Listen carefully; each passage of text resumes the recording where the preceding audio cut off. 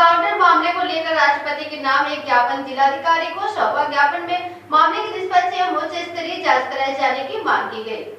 संगठन के पदाधिकारियों का कहना है कि बिहार में भरत तिवारी की कथित पुलिस मुठभेड़ में हुई मौत को लेकर विभिन्न माध्यमों से सामने आ रही जानकारियों ने कई गंभीर सवाल खड़े किए हैं।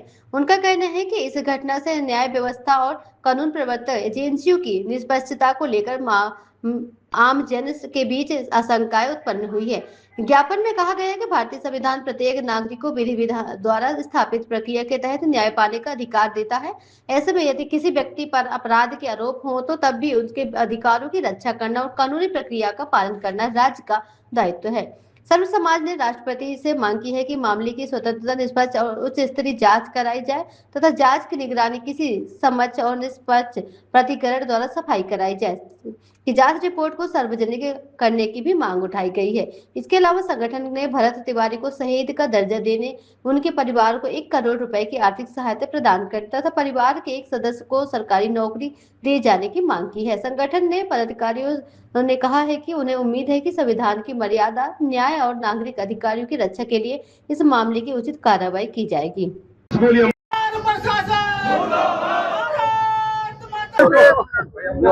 चलो संक्षेप में आपको मैं बता रहा हूँ, आज की जो श्रद्धांजलि सभा है वो समस्त सभ्य समाज जो जनपद सहारनपुर का उसकी सभा थी।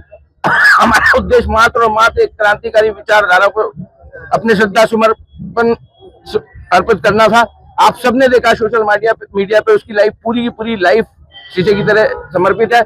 उसने कभी अपने आप को ब्राह्मण समाज का व्यक्ति नहीं कहा, उसने स्वर समाज का व्यक्ति कहा। उसने समाज के हित की बातें उठाई, चाहे वो दलित समाज की बात रही हो, चाहे शोषित समाज की बात रही हो, चाहे बाढ़ से पीड़ित परिवारों की समस्या नहीं हो। वो सच्चा एक सपूत था और उसने कभी किसी भी तरह का कोई आपराधिक प्रकरण नहीं करा। उसने अपनी मृत्यु से 3 दिन पूर्व मार्च पहली बार कट्टा खरीदा और इन शब्दों के साथ खरीदा है कि मैं एक ऐसा रक्त बीज क्रांतिकारी बनकर जाऊंगा कि जहां जहां मेरा रक्त गिरेगा वहां से एक क्रांतिकारी पैदा होगा।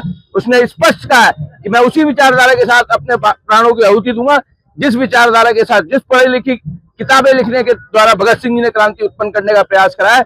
उसने अपने लाइव जो भी उसके लाइव पढ़े पिछले 10 साल के, उनके माध्यम से एक सच्ची क्रांति भ्रष्ट सिस्टम के खिलाफ, भ्रष्टाचार के खिलाफ, आताताई लोगों के खिलाफ प्रयुक्त करने का प्रयत्न करा है। मेरा आप सब आपसे निवेदन है कि डीएम साहब के यहाँ आप लोग एक बार हम लोग क्योंकि ज्ञापन दे दे, वहां आप लोगों से रोहित जी और तमाम साथी आप लोगों से प्रद्युमन जी मुताबिक होंगे। मेरा निवेदन है आप हमारा सहयोग करें। आपने बहुत सहयोग करा है, ज्ञापन देने तक आप हमारा सहयोग करें। धन्यवाद।